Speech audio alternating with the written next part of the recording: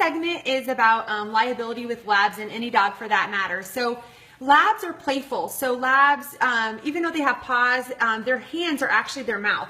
So when they play, they use their mouth. So when they grab something, that's basically how you and I use our hands. So if you have small children, it's very, very important not to let your lab puppy grab hands. Their natural desire is to grab your hand or clothing with their mouth. So what you want to do if this occurs is to remove your puppy's mouth and then grab their mouth, and you want to squeeze it and then shake their head and say no with a deep voice. Now I did not do that to her because she did nothing wrong. So that would be a level 1 correction. If she does it again where she grabs your child's hand, arm, leg, pant leg, whatever the case is, do the same thing. Grab their face, squeeze their mouth firmly like this, except for this time put more squeeze into it because it's a level 2 correction, and with a deeper voice, no.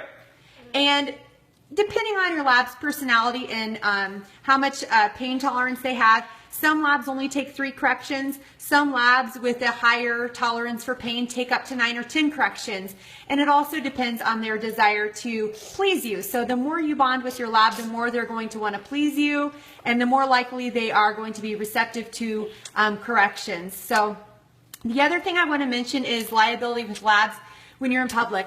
In Maricopa County and in most states, there are leash laws. You're not allowed to let your lab off leash, or any dog for that matter, off leash. So I just want to give you an example. Let's say that there's a pit bull on leash, but your lab is off leash, and your lab goes up to the pit bull, and it's, you know, your lab is just so sweet and friendly and wouldn't hurt a fly, but the pit bull bites your puppy's face and kills it.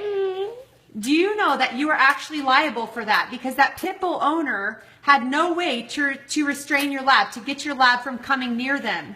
So when your lab is off leash, you are putting yourself at risk. So always, unless you're specifically in a park where it says that it's okay to have your dogs off leash, always make sure your lab is leashed. The other thing that can happen is, let's say that your lab, you haven't trained him not to jump up on people, and he jumps up on an old lady and she falls and she breaks her hip. You are completely liable for her medical bills. So just be very careful. Dogs are such wonderful pets, especially labs.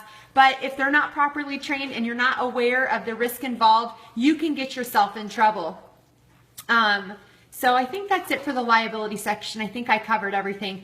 One way to stop them from jumping up is when they do jump up, just a physical correction. Just like anything they do that they're not supposed to do. Always meet bad behavior with a physical correction, and if they do the same behavior a second, third, or fourth time, the most important thing you need to do when correcting your pup is to meet that bad behavior with increasing firmness of corrections. You can't just do a level 1 correction and then expect the lab to change if they do the same behavior again and you do a level 1 correction again. Because what they think is, oh, this isn't so bad, so she shook my head a little bit, who cares? You have to make it so that the pain, and I'm not talking about abusive pain, I'm just talking about you get their attention. You increase the level of discomfort you cause your lab when they do a bad behavior. So, all right, that wraps up this segment.